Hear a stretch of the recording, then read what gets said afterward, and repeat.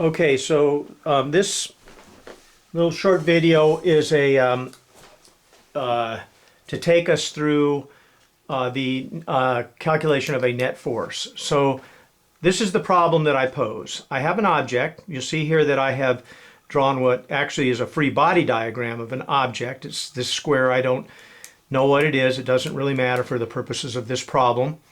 And this free body diagram shows that there are three forces, F1, F2, and F3, that are acting upon this body. And so this body is going to move as long as we have a net force on the body, and that's what we're trying to calculate, is what the net force actually is. That will give us then our ability to calculate what the acceleration is. So here's how we do this. First of all, we have drawn our forces on our free body diagram, and we've shown the direction. That's a fairly important part. I have not scaled the length of the forces to their magnitudes, but I have given a table down here that tells you the forces in plane polar coordinates. So F1 is 4 newtons, and it's at I've identified an angle, theta 1, to be 30 degrees. F2, 6 newtons. I've identified an angle, theta 2, to be equal to 82 degrees. And the magnitude of F3 is 4.74 newtons, and I've designated an angle, theta 3, which is 25 degrees.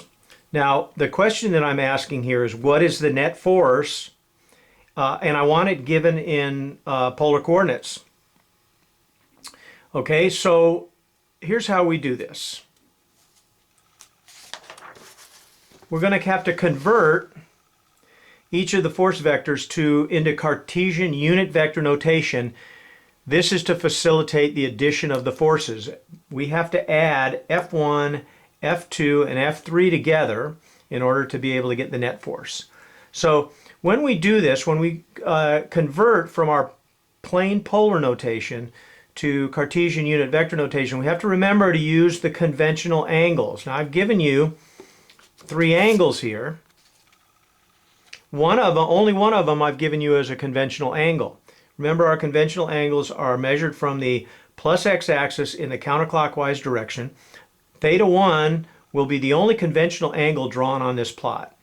Theta 2 and theta 3 are not conventional angles. Theta 2 is not measured from, it's measured from the plus x-axis, but it's not measured in the counterclockwise direction. It's measured in the clockwise direction. And in addition, you can see that theta 3, although it's also measured in the clockwise direction, but it's measured off of the minus x-axis, so this is not a conventional angle either. So we're going to have to do something about these 2 angles right here. Okay, but for our first vector, F1, we have the conventional angle given. So what we're going to do is we're going to write it in the Cartesian unit vector form, which is given by this formula. We have the magnitude of F1 times cosine of the conventional angle I hat. That's the x component of the force, plus the magnitude of F2 times sine of theta 1. I'm sorry, this should be, I goofed up here. This should be F1 right here. Okay, and so the magnitude of F1 times sine of theta 1 will be the y component of F1, the vector F1. So we just can plug numbers in now. We have 4 newtons was our magnitude. We had 30 degrees. We calculate this out, and we find that the force F1 is this. It's 3.46 newtons in the I hat direction plus 2 newtons in the j hat direction. And so, and that corresponds with, that's what we would expect from this diagram. So look at F1. F1 has a positive component in the x direction, and it has a positive component in the y direction.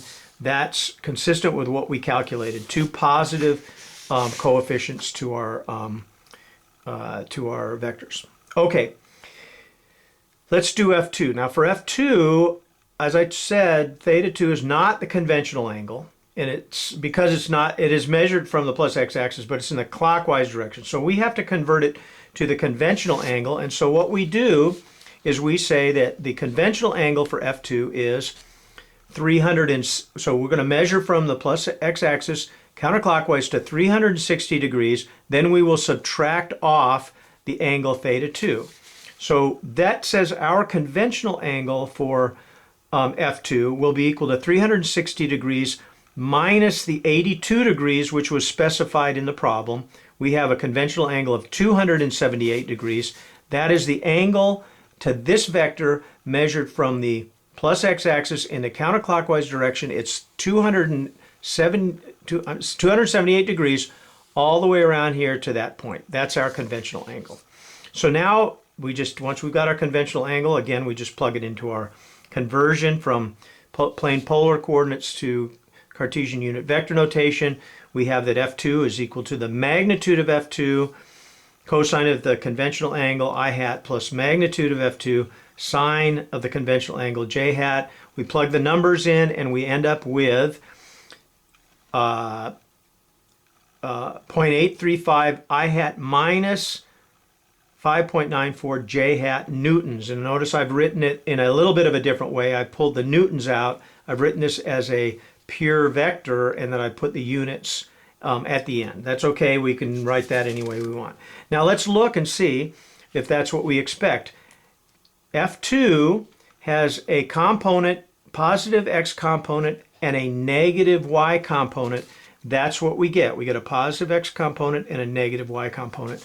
That's what so that kind of is a check to make sure that we've done the calculations right. Now let's go to F3. F3 again, conventional angle has got to be calculated. In this case, what we're going to do is we're going to say, this is the angle that was given. Let's take 180 degrees and subtract off the angle that was given to get the conventional angle for F3, which would be the angle that subtends through this area, plus x-axis in the counterclockwise direction. Okay, we do that, we get 155 degrees. So we have now, we can write now, again, F3 is written in our standard